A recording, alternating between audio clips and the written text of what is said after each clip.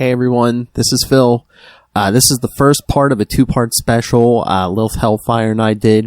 We got the chance to sit down and chat with the great Gerry Conway, who, if you're a fan of Marvel and DC Comics, especially at a certain point in time, well, a couple decades, you'd be familiar with his work. So, yes, this is part one. This is where we talk about his Marvel work, including the Spider-Man stuff, Punisher, all of that, and then how he got into comics. And then you can catch part two on the Capes and Lunatics Sidekicks podcast, where we talk all about his DC Comics creations and contributions. So sit back, enjoy the show. And like I said, if you want to hear the DC Comics part, go check out part two on the Capes and Lunatics Sidekicks podcast. Hello, everyone. Welcome to a Capes and Lunatics special. It's me, Phil. Lilith is here. And we have I know we have the biggest name we've ever talked to here. It's my honor to introduce Mr. Gerry Conway. Hello, sir. Hi, guys. How are you? Good. Just doing my research for the show. Just the body of work you've done, and just the amount of your whole life, basically, you've been in it, because you started writing for comics at what, 16? I think I sold my first story just before I turned 16. So. Wow. Yeah, that was, I think, the summer of 1968. Yeah. Wow. Quite a while ago. So I believe I read you were a big fan of comics before that even, right? Like yeah. as a kid, yeah. So reading comics, did you decide, okay, this is going to be like, well, at least part of my life's work? 'Cause I know you've done TV too, but are you like, I have to write for comics? Well, I was a natural storyteller. I wanted to tell stories, and comics was the medium that I was reading at the time. I also read science fiction. I wanted to write science fiction. I wrote a couple of science fiction novels, and I loved movies, and so I wanted to write movies. I mean, it was more. This was the field that was most open to me at the time.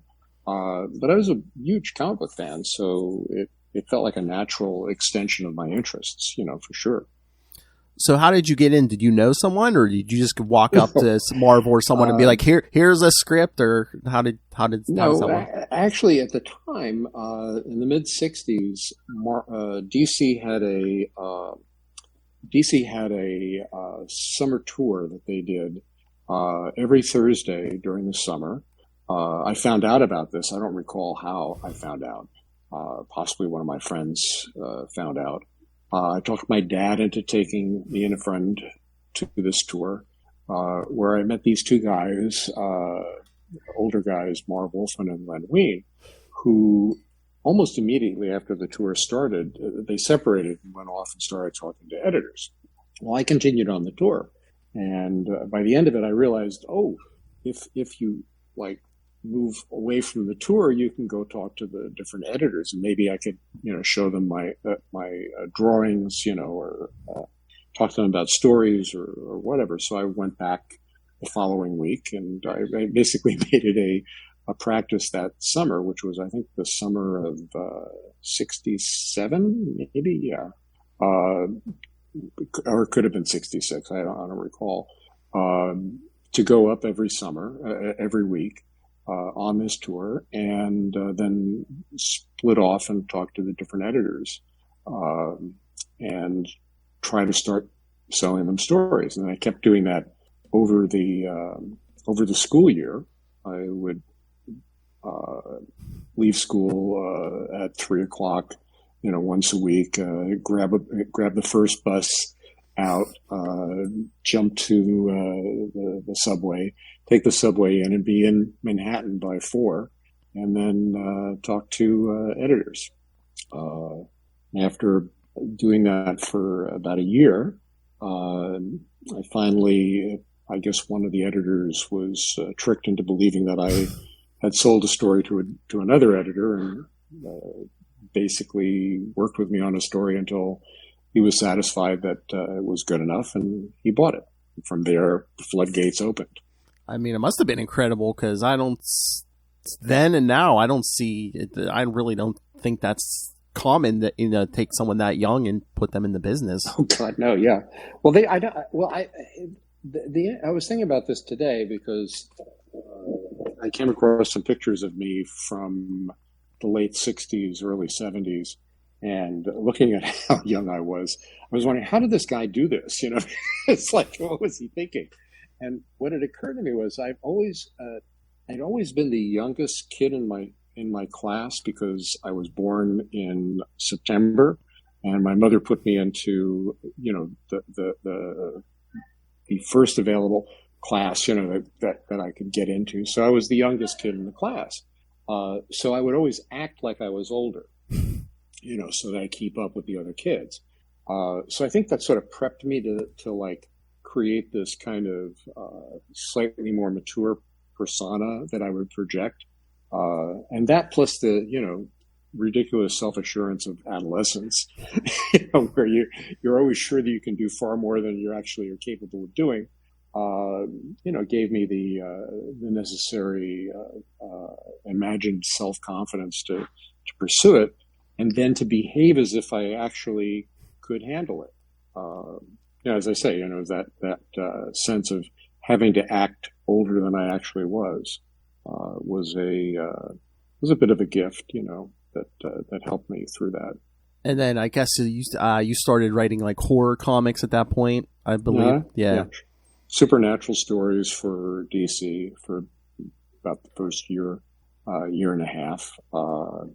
I also did some romance comics one summer for Dick Giordano. He had me writing, I think, one romance comic a week for like a summer, which was kind of ridiculous when you think about a 16-year-old kid writing romance comics in the persona of a young woman. So I guess, it was good training. And then I started selling some short stories, some supernatural stories to Marvel. Took the Marvel test, writing test, in late 69 or early 70, and got a job writing some, short superhero features for them, and eventually became a full-time Marvel writer by summer of 1970. And then at when you were 19, they gave you Spider-Man? I mean, it wasn't just any Marvel book. They gave you Spider-Man. Well, to be fair to the circumstances, Marvel at that time had 3 full-time writers, Stan Lee, Roy Thomas, and me, and a couple of freelance writers who would come in and do, occasional issues. So when Stan started to leave books, if Roy didn't want to write them, I was the next guy in line. It was really like that. But to be also fair, to myself, at that point, we're talking 1971 or maybe early 72. I had been writing comics for 4 years, so I actually wasn't like a baby. I had 4 years of experience under, and pretty much kind of knew what I was doing, although I wouldn't say that I was as well crafted, or had as much craft as I later developed. So it wasn't that outrageous, plus, as I said, I always behaved looking like I was a lot older than I was. So maybe they didn't, maybe it just didn't compute to them that they were hiring a 19-year-old to write their top book. Does it? I was gonna say, was it nerve wracking, like writing Spider-Man? Like Stan's like right there, like the man who created it, or was that kind of like make you feel better because you're like, oh hey, if I need advice, I can go right to the man himself. Well, Stan was kind of out of it, by that point. He was more of a distant figure, although he did, certainly have his hand on the steering wheel. But he and I did not directly interact that often, maybe 3 or 4 times a year. But as I said, I had this kind of overweening self-confidence, undeserved self-confidence, and because of my adolescence, my youth, my lack of knowledge of what I didn't know. And that gave me, some stability in approaching the work. And the other aspect of it is, and I try to remind people of this, Spider-Man at that time was, when I took him over, was only just about to become 10 years old as a character. Now he's, 60 years on, and we're looking at, this major box office champion, and, all this history has arisen around him. But when I took it over, I took Spider-Man over with issue 111. So it's like, wow. We're not even up into, the full 10 years at that point. And, much of the material that I was working with, the stories that I was doing, I had just read a few years before, so it was all fairly familiar to me. It wasn't like I had to dig deep into, this mythology. I had grown up with it, it was as familiar to me as the back of my hand. And no one probably even thought of it, but in hindsight, it was probably a brilliant move because you and Peter Parker at that time were probably around the same age, correct? Yes. Yeah. I had a lot of things in common with Peter, although my girlfriend didn't fall off a bridge. But I did have romantic issues. I had work issues like him. I had issues about trying to find an apartment, that fit me. I was struggling to find my voice, as a human being at age 19, just coming through, having recently graduated high school and, had some college experience behind me. So there was a lot I had in common with him. We both grew up in Queens. There was his voice and my voice were fairly similar, although I probably wasn't as much of a wisecracker as he was. And I certainly didn't have as much trauma. I have my own trauma, but, not his particular trauma in my life.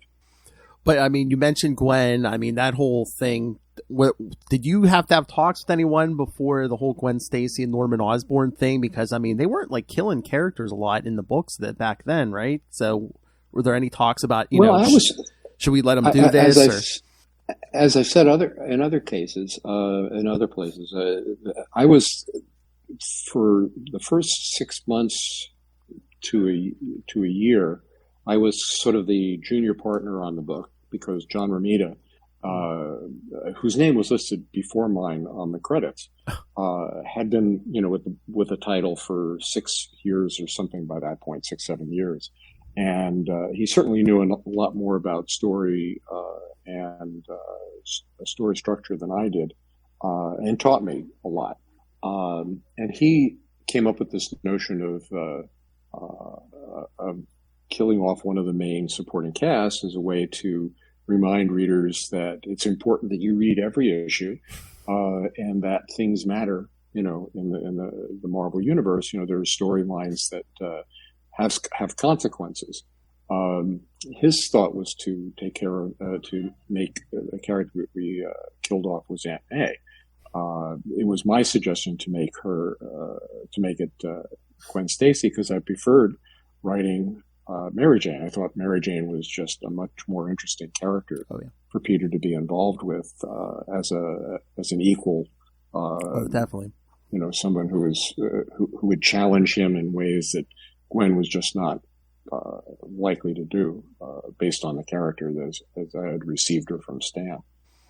Lilith, I feel like I'm hogging this. Well, you succeeded. He succeeded in that. Oh. I guess that's the burning question that Phil's always had. What? I'm just trying to let you get through the Marvel stuff because I'm chomping at the bit for the DC stuff. So. Oh, yeah. Well, again, the other great big accomplishment of your first run to Spider-Man, did you basically create the concept of the anti-hero when you created the Punisher? Well, I didn't create the concept, well, it's pretty early on, yeah. But I brought it. Punisher was was a villain, who was intended to be a villain, but in the style of Marvel villains, he was someone who was more complex than just a mindless bad guy. He had a code that he followed, misguided, but definitely a code. And as a result, that gave him some more depth and potential for fan engagement, reader engagement and empathy. But in those first few years, he was treated primarily as an opponent for Spider-Man.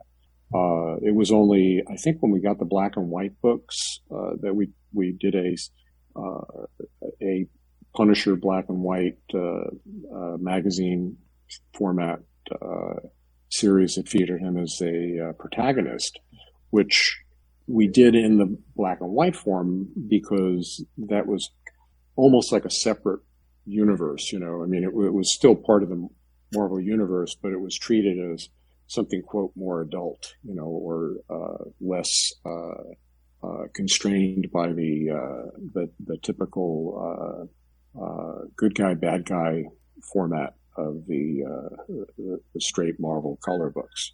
So it wasn't really until many years after I stopped writing the character that he became purely a protagonist, with the work by Stephen Grant and Mike Zeck, on that Punisher miniseries that they did in the early 80s. Just the complexity. There's also Jackal. You forgot Jackal. Oh, the Jackal, yeah. Jackal. Well, heck, he didn't. Gotta give Jackal his flowers. Lilith, come on. I like Jackal. Oh, yeah. And Lilith, he didn't name him, but he created Ben Reilly, so come on. One of my favorites. Not intentionally. Number one fanboy over there. I just wanted to mess around, I was given marching orders to bring Gwen back in some form, and since I wanted her the actual Gwen to remain dead because of the impact that it had on Peter's life, and it would be, I felt just really insincere to toss that aside. We created that whole clone story, and then that just led naturally to the idea of, well, if you're going to clone Gwen, let's clone Peter, and really mess things up.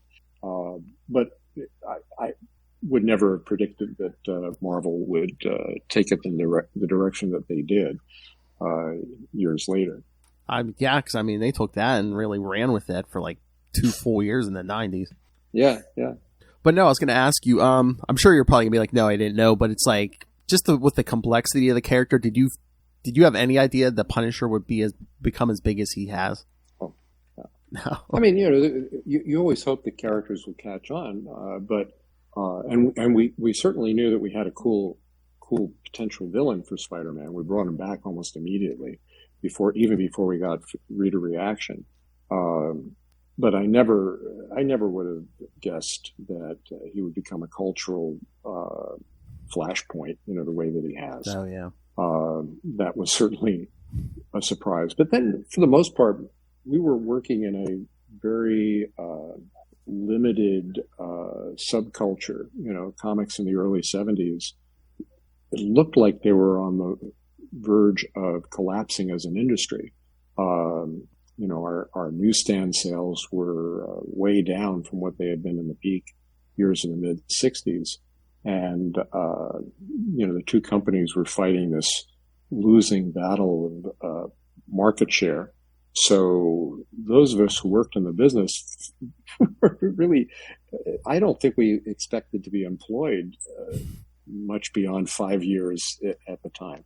The idea that any of this would have had a future beyond, the printed page just would have struck us all as bizarre. We would have been very happy about it, obviously, if we owned any part of it, but it just never would have occurred to us. We were doing these books because we were fans and we liked them, and it was a way to make a comfortable living, if you could write or draw quickly enough.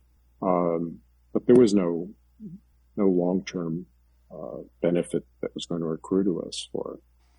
And personally, I just wanted to thank you because, like, your second run on Spider-Man, when you're doing the Spectacular and Web of Spider-Man, like around the time of the Lobo Brothers, that's when I first jumped in. So you were my first taste of Spider-Man, and then I'm doing that. Oh, no, go ahead. Yeah. I was just going to say, I think that was a better written run than my original run, although maybe the original run was more inspired. But I certainly knew a lot more about how to craft a good comic book story when I was working with Sal Buscema and Alex Saviuk on those two books in the late 80s. And I was in a better place, I think,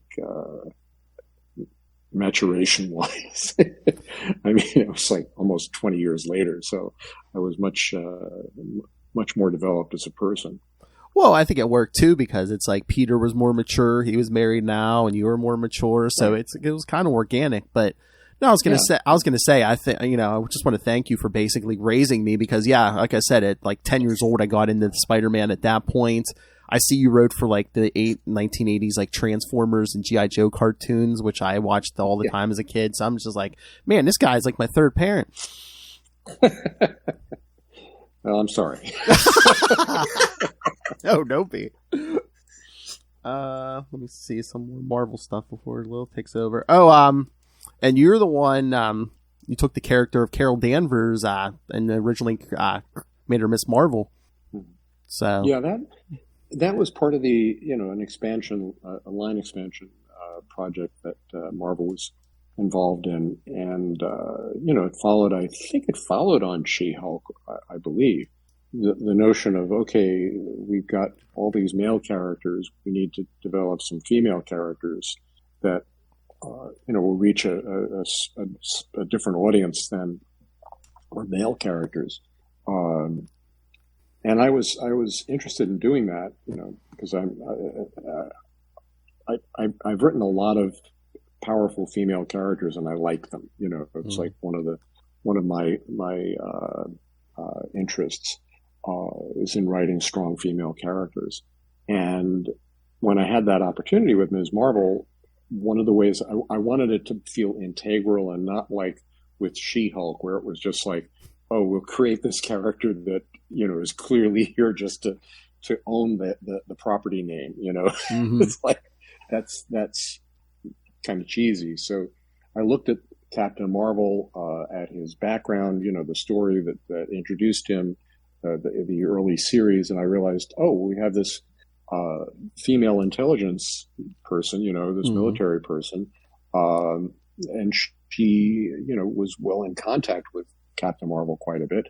Maybe there's some way I can, use that to legitimize, this new character, and at the same time, create this little mystery that I was hoping I would, develop, which was the notion that she wasn't aware that she had superpowers, that there was this split personality thing going on. But I ended, as it turned out, I only ended up doing a couple of issues of it. And then Chris Claremont came in and he did his piece. And the character, I don't think ever really reached any potential or maturation until Kelly Sue DeConnick, reinvented her as Captain Marvel. Mm-hmm. And that's really when that character took off. I was like a grandparent rather than, any kind of creator, sort of like putting people together, saying, oh, here, you should meet her. That's basically it.